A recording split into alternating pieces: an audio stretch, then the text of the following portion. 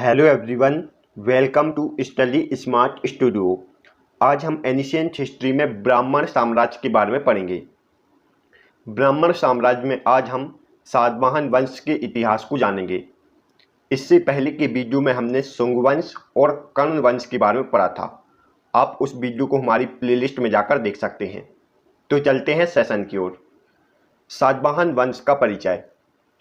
सातवाहन वंश का इतिहास पुराणों व अभिलेखों में वर्णित है। पुराणों में इस वंश को आंध्र वंश और अभिलेखों में इस वंश को सातवाहन वंश कहा गया था। कुछ इतिहासकारों ने इसको आंध्र सातवाहन वंश भी कहा था। पुराणों के अनुसार इस वंश की शुरुआत 700 ईसा पूर्व में हुई थी, जबकि अभिलेखों के अनुसार इस वंश की शुरुआत कर्ण वंश के बाद हुई थी। 30 ईसा पूर्व में आंध्र के राजा सुमुख ने पाटलिपुत्र पर आक्रमण किया था और कर्ण वंश के अंतिम राजा सुशर्मा की हत्या कर दी थी। इसके बाद कर्ण वंश के बाद सातवाहन वंश का उदय होता है। हालांकि पाटलिपुत्र पर सातवाहन राजाओं का अधिकार ज़्यादा समय तक नहीं रहा था, क्योंकि बाद में कुषाणों ने इस पर अधिकार कर लिया था। सातवाहन राजा मूल रूप से आंध्र प्रदेश के रहने वाले थे और इनकी प्राचीनतम राजधानी अमरावती थी, लेकिन आगे चलकर महाराष्ट्र के प्रतिष्ठान में इन्होंने अपनी नई राजधानी बनाई थी। सातवाहन राजा मूल रूप से आंध्र प्रदेश के थे और इनकी प्राचीन राजधानी अमरावती थी, लेकिन जो आगे शासक होते हैं उन्होंने अपनी नई राजधानी महाराष्ट्र के प्रतिष्ठान में स्थापित की थी। इस वंश का क्षेत्र मुख्यतः महाराष्ट्र, कर्नाटक व आंध्र प्रदेश में फैला हुआ था और इस वंश की प्रमुख भाषा प्राकृत, संस्कृत, तेलुगु व तमिल थी। सातवाहन वंश के बारे में हमें जानकारी वायु पुराण, विष्णु पुराण, ऐतिरेय पुराण, मत्स्य पुराण, ब्राह्मण पुराण और नासिक व नानाघाट अभिलेख से प्राप्त होती है। नासिक व नानाघाट अभिलेख का निर्माण सातवाहन वंश के शासकों द्वारा किया गया था।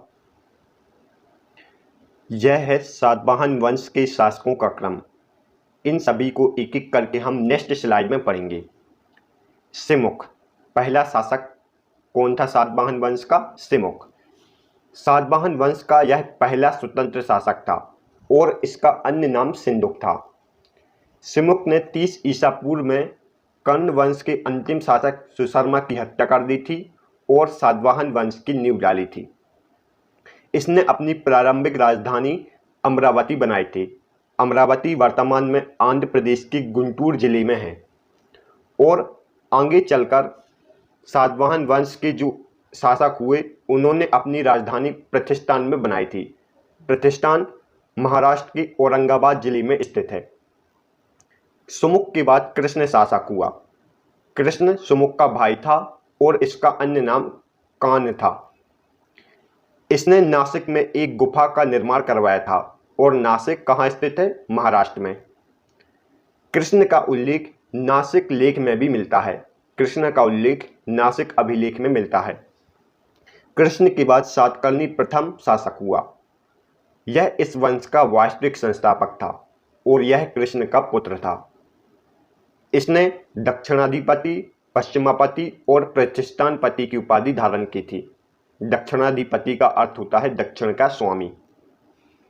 सातकर्णी प्रथम का विवाह अमीय वंश की रानी नैनिका या नागनिका से हुआ था।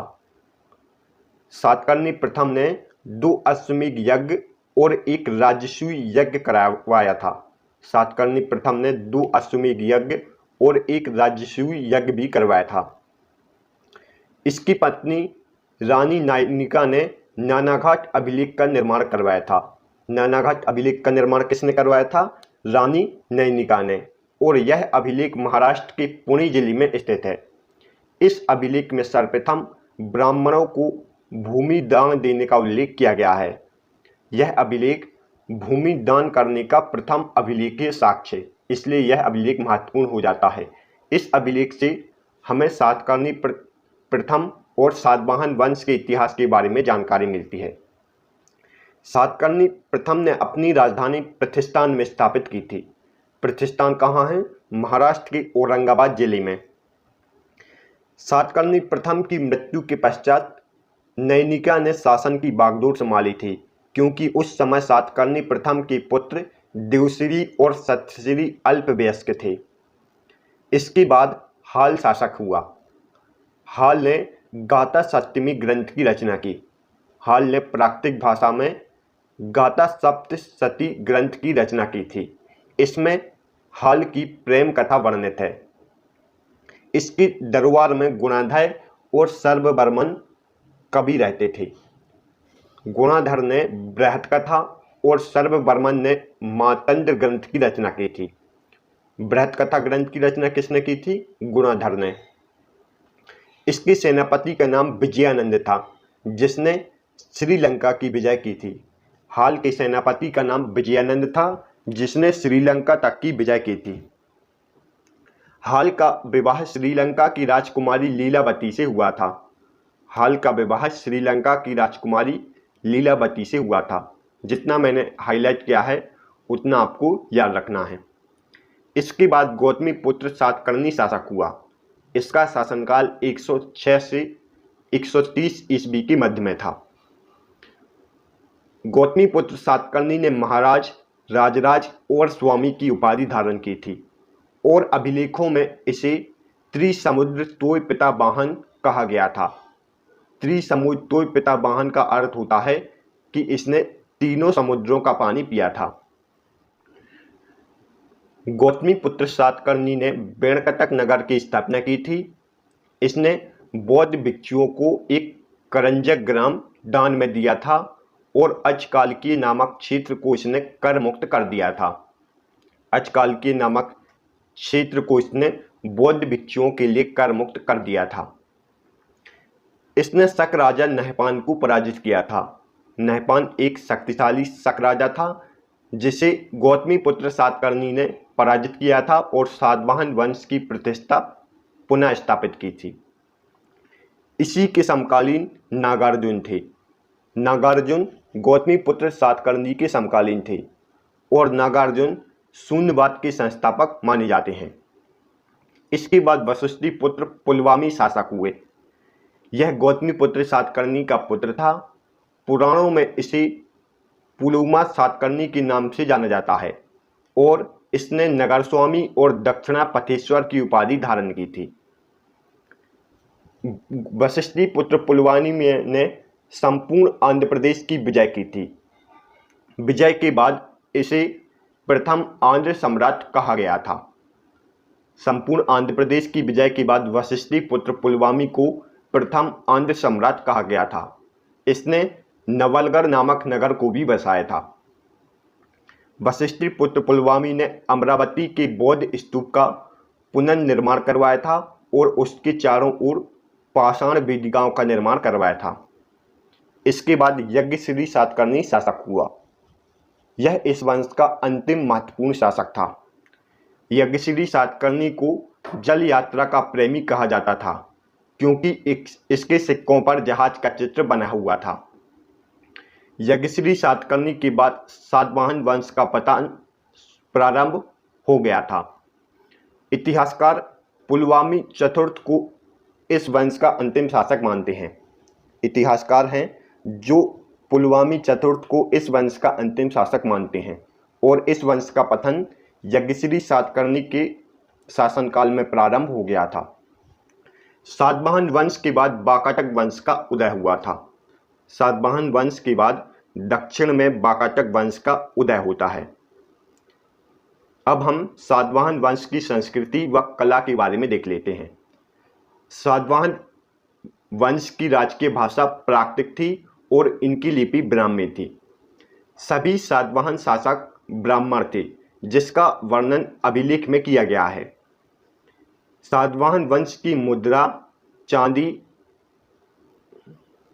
तांबे, सीसा, पुटीन और कांस्य धातु से निर्मित थी, लेकिन इस वंश में शीशे के सिक्कों का सर्वाधिक प्रचलन था। और सीसा कहाँ से मंगवाया जाता था?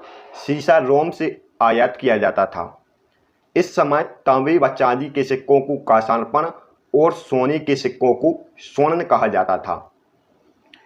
इस शासकों में ग्रामीण क्षेत्रों में प्रशासन का काम गोलमिक को सौंपा गया था।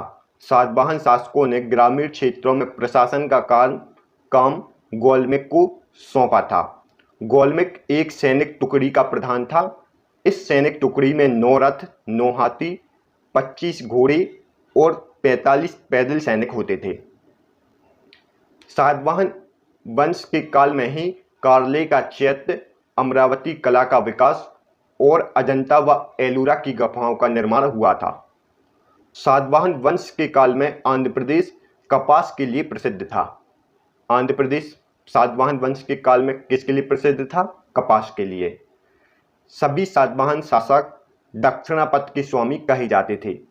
सभी सातवाहन शासक दक्षिणापथ के स्वामी कहे जाते थे और इन्हें उत्तर व दक्षिण के मध्य सेतु का कार्य किया। सातवाहन राज्य ने दक्षिण व उत्तर के मध्य सेतु का कार्य किया था। यह सभी फैक्ट आपको इस वंश के बारे में याद रखना है। नेक्स्ट वीडियो में हम भारत के यवन आक्रमण के बारे में पढ़ेंगे। तब तक के लिए गुड बाय। यदि आपको हमारी वीडियो पसंद आई हो तो आप हमारी वीडियो को लाइक और चैनल को सब्सक्राइब जरूर करें। तो मिलते हैं नेक्स्ट वीडियो में।